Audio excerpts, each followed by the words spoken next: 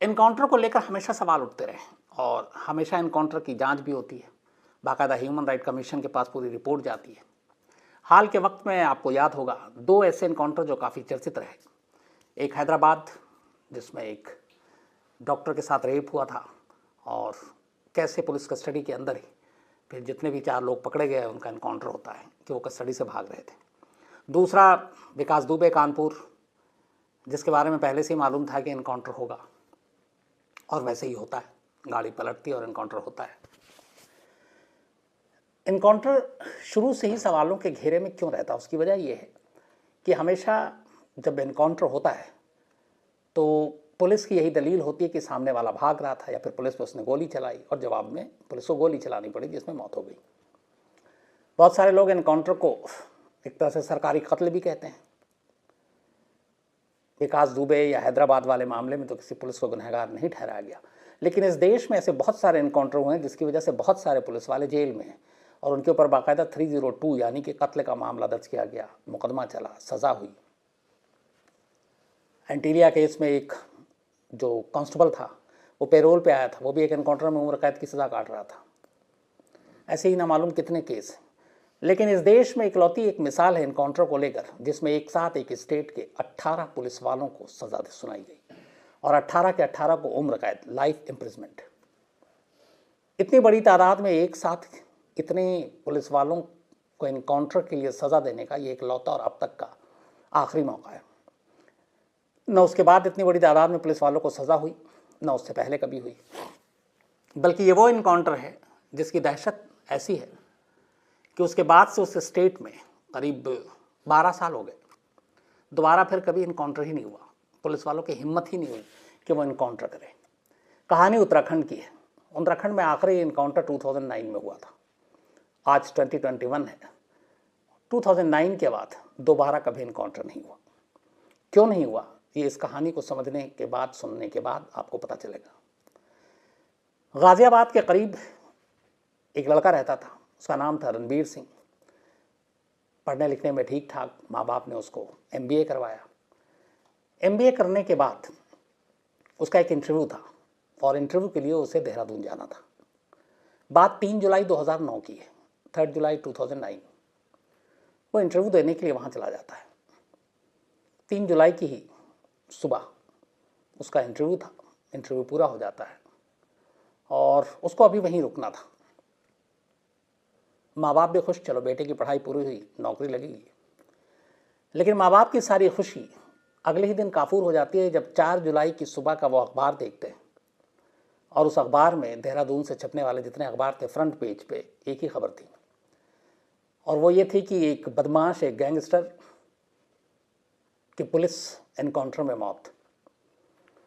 और कुछ अखबारों में तो तस्वीर ऐसी थी कि एक जंगल का इलाका था, एक लड़के की लाश ज़मीन पर पड़ी है और उसके इर्द गिर्द करीब करीब 1 से 1.5 दर्जन पुलिस वाले हैं और उनमें से कई पुलिस वालों के मुस्कुराते हुए चेहरे हैं उस तस्वीर में। और वो तस्वीर आमतौर पे वैसी है जैसे आप किसी टेररिस्ट, किसी खूंखार क्रिमिनल, किसी इनामी बदमाश को जब आप मार गिराते हैं एनकाउंटर में, ऐसी तस्वीरें हम लोगों ने बहुत देखी है। तो बाकायदा वहाँ पे पुलिस वाले खड़े होकर फ़ोटो खिंचाते हैं, जैसे किसी ज़माने में होता था कि किसी आप शेर या किसी और का शिकार कर लेते थे तो आप एक विजयी मुद्रा में उसके इर्द गिर्द खड़े होकर फ़ोटो खिंचाते थे। कई बार वैसी ही तस्वीरें एनकाउंटर के बाद देखने को मिलती हैं जो शायद होनी नहीं चाहिए, लेकिन ऐसा होता है। तो ये तस्वीर भी ऐसी ही थी कि करीब 1 से 1.5 दर्जन पुलिस वाले चारों तरफ खड़े हुए, उनमें से कुछ मुस्कुराता हुआ चेहरा है और एक लाश ज़मीन पर पड़ी हुई है। और उसके बाद बड़ी बड़ी हेडलाइन अखबारों में कि एक बदमाश पुलिस मुठभेड़ में मारा गया। कहानी ये थी उस अखबार में जो छपी थी 4 जुलाई 2009 को कि एक बदमाश ने एक चौकी के इंचार्ज पुलिस वाले की पिस्टल को छीना, उसके साथ लड़ाई की और पिस्टल छीनकर भाग गया। पुलिस, उसके साथ 2 और लोग थे। पुलिस ने उसका पीछा किया, उसके बाकी 2 साथी फरार हो गए, लेकिन वो एक जंगल में घिर गया। उसने गोली चलाई, जवाब में पुलिस ने गोली चलाई और इस एनकाउंटर में उस बदमाश की मौत हो गई। बाकायदा सीनियर पुलिस अफसरों ने शाबाशी भी दी और तो और जो मैसेज जाता है पुलिस वालों का कंट्रोल रूम को, उस कंट्रोल रूम में भी ये 3 जुलाई का मैसेज रिकॉर्ड है कि एक बदमाश एक पुलिस वाले का रिवॉल्वर लेकर भाग गया है और उसके पीछे जा रहे हैं और वो जंगल की तरफ गया है। फिर ये भी आ जाता है कि हम और फोर्स भेजें। फिर ये भी है कि इनकाउंटर में आखिर में मारा गया। तो ये पूरी कहानी, शानदार तस्वीरें अखबारों में छपी, सब कुछ हुआ। अब 4 जुलाई को इधर ये खबर छपी, घर वालों को पता चला। बदहवास परिवार गाज़ियाबाद के करीब से भागता है देहरादून। देहरादून में जब वो जाते हैं, पुलिस वालों से मिलते हैं, लाश अस्पताल में थी, मुर्दाघर में। पोस्टमार्टम होना था क्योंकि इनकाउंटर में मौत हुई थी। अब वहां जाने के बाद से कहानी अचानक पलटनी शुरू हो जाती है। सारे अखबार में जो खबर थी कि एक बदमाश एक पुलिस वाले का छीन कर भाग रहा था, उसके 2 साथी फरार हो गए, गोलियां चलाई और वो क्राइम के मकसद से यहाँ आया था, कोई बड़ा हादसे को अंजाम देना था। जब परिवार वहां पहुंचा तो कहानी ये थी कि जैसे पुलिस बदमाश कह रही है, जैसे पुलिस कह रही है कि पिस्टल लेके भागा, जंगल में इनकाउंटर हुआ, मुठभेड़ में मारा गया। वो तो एक स्टूडेंट है, गाजियाबाद में पढ़ता था, MBA उसने किया, उसके बाद उसका एक इंटरव्यू था जॉब के लिए और वो देहरादून गया और उसका नाम रणबीर सिंह है। अब जब ये बात पता चली तो पुलिस के भी पसीने छूटे कि ये क्या मामला है। इस दौरान में अब पुलिस वालों की कहानी के खिलाफ परिवार वालों ने हंगामा करना शुरू कर दिया हॉस्पिटल के बाहर। जब उन्होंने हंगामा करना शुरू किया, उन्होंने कहा कि पुलिस ने हमारे बेगुनाह बच्चों को मार दिया है। तो पुलिस वालों को लगा कि उनकी पोल खुल ना जाए। उन्होंने जबरन उन लोगों को वहाँ से हटाने की कोशिश की और इस चक्कर में उन्होंने उल्टे परिवार वालों पर लाठीचार्ज कर दिया। जब ये लाठीचार्ज हुई, लोकल रिपोर्टर वहाँ पे ऑलरेडी थे। एक दिन पहले पुलिस ने कहानी सुनाई थी, अब रिपोर्टर अपनी आंखों से कहानी देख रहा है। तो पीड़ित परिवार वालों पर इस तरह से लाठी चलाना, बरसाना उन्हें भी अजीब लगा और उसके बाद ये खबर छपी, न्यूज़ चैनल पे आया। तब ये हो गया कि एक पुलिस वाला, एक जैसे बदमाश कह रहा है, उसके परिवार वाले तो वहाँ से आए और वो दूसरी कहानी बता रहे हैं। फिर ये भी हुआ कि जहाँ इंटरव्यू देने आया वहाँ से भी कंफर्म हुआ कि हाँ, ये लड़का इंटरव्यू देने आया था, इसने MBA की पढ़ाई की है, इसका कोई क्रिमिनल बैकग्राउंड नहीं है। अब सारी चीज़ें पुलिस वालों के खिलाफ जा रही थी। ऊपर से परिवार वालों के ऊपर लाठीचार्ज और गुस्सा हो गया, लोगों का भी गुस्सा भड़का कि ये क्या मामला है। अब बात सरकार तक गई। सरकार ने कहा कि ठीक है, ये मामला पुलिस का, तो हम इसकी CID जांच करवाते हैं। सरकार ने ऑर्डर दिया कि हम CID जांच कराते हैं। 4 जुलाई की ये बात थी, 3 को इनकाउंटर हुआ था। अब 5 जुलाई की तारीख आ जाती है। 5 जुलाई को अचानक पोस्टमार्टम रिपोर्ट सामने आता है और जब ये पोस्टमार्टम रिपोर्ट आता है तो फिर पुलिस के पास, देहरादून पुलिस के पास मुंह छुपाने और दिखाने के लिए अब था ही नहीं कुछ, क्योंकि पोस्टमार्टम रिपोर्ट उसी उत्तराखंड में हुआ, उत्तराखंड की राजधानी देहरादून में, और उसी उत्तराखंड पुलिस की तरफ से जो लाश जिस तरीके से सौंपी गई थी मुर्दाघर को, उसी के पोस्टमार्टम रिपोर्ट ये बताता है कि मरने वाले शख्स के जिस्म में 22 गोलियां मारी गई थी, 22 बुलेट्स, और 28 इंजरी मार्क्स थे, 28 जख्मों के निशान। अब यहां पे सवाल ये उठा कि अगर एक बदमाश एक पुलिस वाले का रिवॉल्वर लेके भाग रहा है, उसके बाद वो जंगल में पहुंचता है, पुलिस उसे घेर लेती है, पुलिस को देख के गोली चलाता है, जवाब में पुलिस गोली चलाती है, 22 गोली लगी, इसका मतलब है वो बहुत मिनट भी नहीं, सेकंड के अंदर मर जाना चाहिए। तो फिर 28 जख्म के निशान उसके जिस्म पर कहां से आ गए? हड्डियां टूटी हुई, जगह जगह पे चोट। इसका मतलब है कि गोली मारने से पहले उसको बुरी तरह टॉर्चर किया गया, और अगर गोली मारने से पहले टॉर्चर किया गया तो इसका मतलब है कि फिर यह एनकाउंटर असली नहीं है, क्योंकि अगर टॉर्चर किया गया तो फिर वो उसके कब्जे में था, जो भी है पुलिस वालों के। तो फिर वो भागा कब, कैसे पुलिस वालों पे गोली चलाई? अब पोस्टमार्टम रिपोर्ट ने आने के बाद और भी मामले को उलझा दिया। अब देहरादून पुलिस आ गई बैकफुट पे। सरकार को कहना पड़ा कि नहीं, अब इस मामले की जांच जो है वो CID से हम करा रहे हैं, लोकल पुलिस का कोई रोल नहीं होगा। लेकिन परिवार वाले अड़ गए और बाकी लोग, अब सच्चाई जब सामने आई तो उन्होंने कहा इससे कुछ नहीं होगा, मामले की जांच CBI से कराई जानी चाहिए। और उसके बाद जुलाई का महीना ख़त्म होने से पहले पहले उत्तराखंड की सरकार ने इस एनकाउंटर की जांच CBI के हवाले करवा दी। अब CBI की टीम देहरादून पहुंचती है, जांच शुरू होती है, सभी बयान लिए जाते हैं, लंबी जांच चलती है।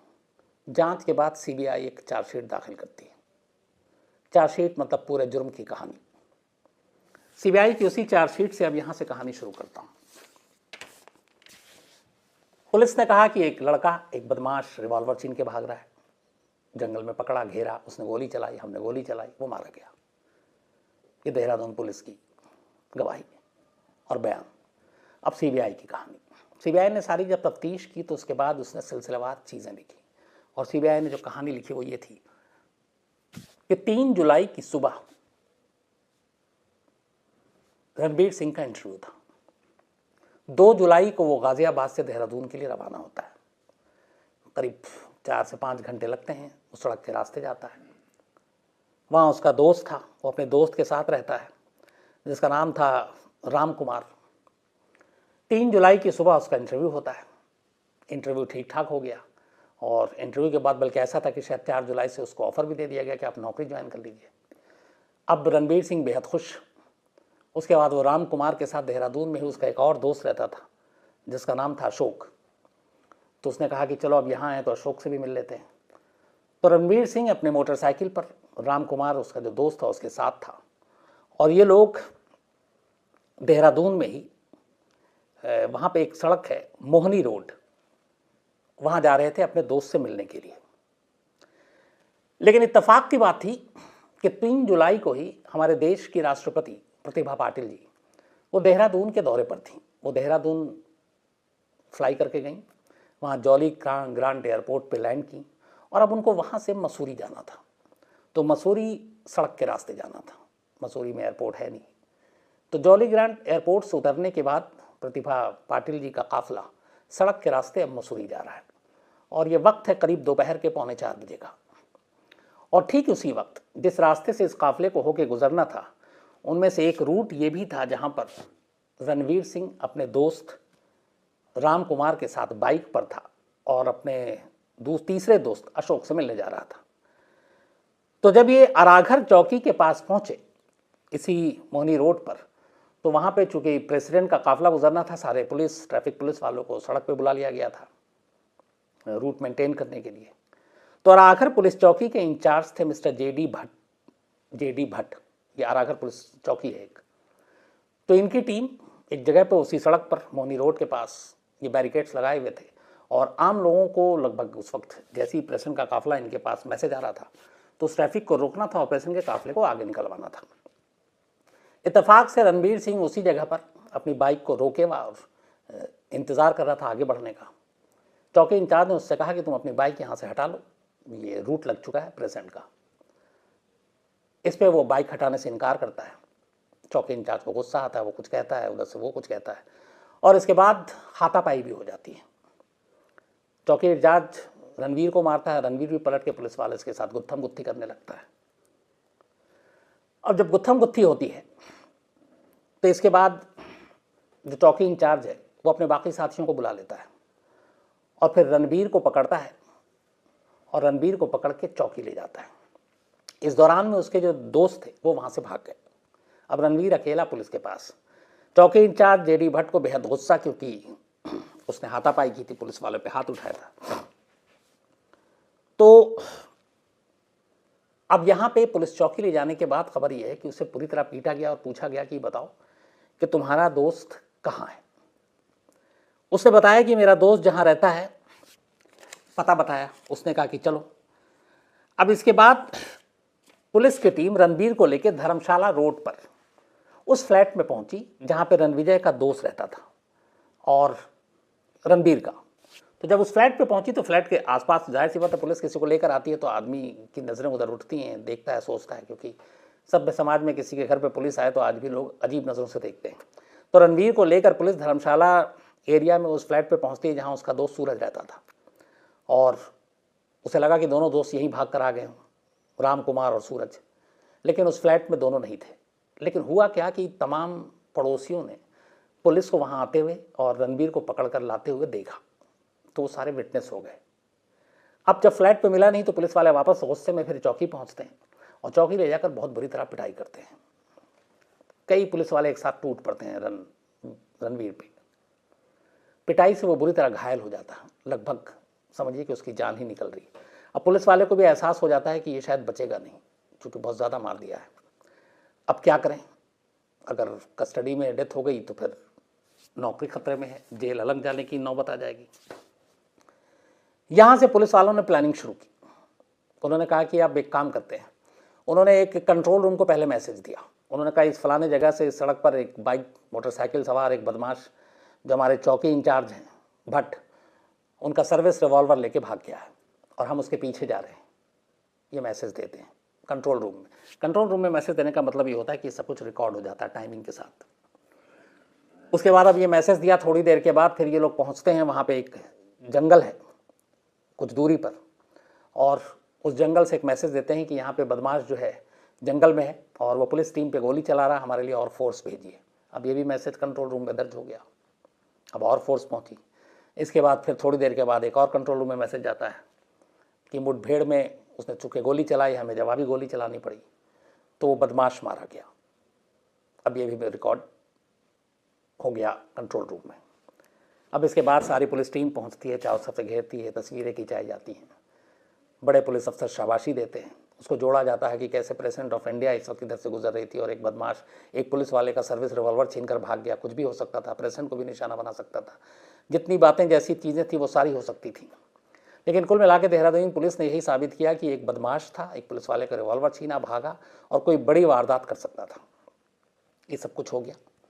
4 जुलाई को परिवार पहुंचता, जैसे मैंने आपको कहा, उन्होंने हंगामा किया, उन पर लाठीचार्ज हुई।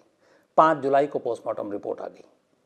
सीबीसीआईडी मामले की जांच करती है, सीबीसीआईडी तमाम पुलिस वालों के बयान दर्ज करती है और सबकी कहानी एक जैसी कि वहीं सड़क पे चेकिंग चल रही थी, उसे रोका, वो रुका नहीं, फिर उसके बाद उसने पिस्टल छीना और वो भागा, हमने पीछा किया, फिर हमने कंट्रोल रूम को फ़ोन किया और फोर्स मंगाई, जंगल में घेरा, उसने पुलिस पे गोली चलाई, हमने उसे जवाबी गोली में मार गिराया।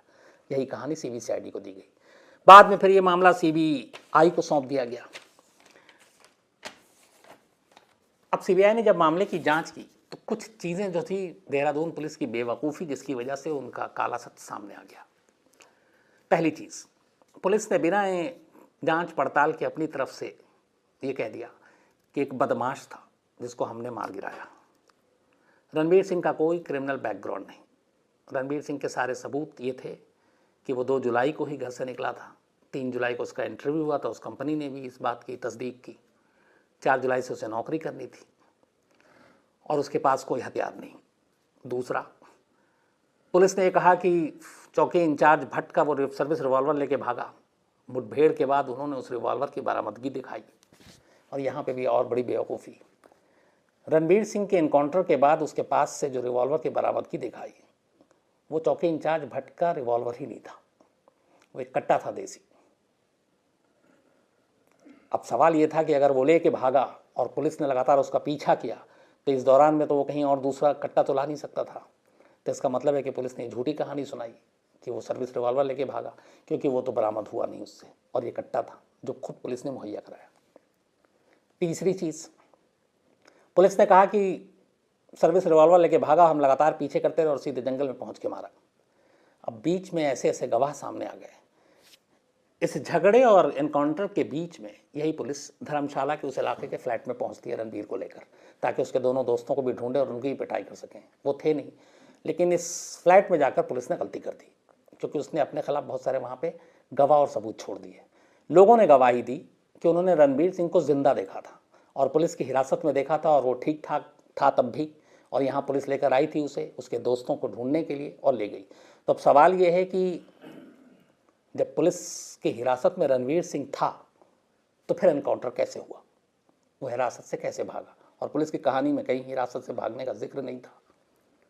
और इन सबसे बड़ी चीज़, जो सबसे बड़ा कील साबित हुआ, आखिरी कील, वो पोस्टमार्टम रिपोर्ट कि एक लड़का जिसके अगले 2 घंटे के अंदर छीना झपटी, पिस्टल लेके भागने, जंगल में एनकाउंटर सब कुछ हुआ, उसके शरीर पे 28 जख्म के निशान कहाँ से आए?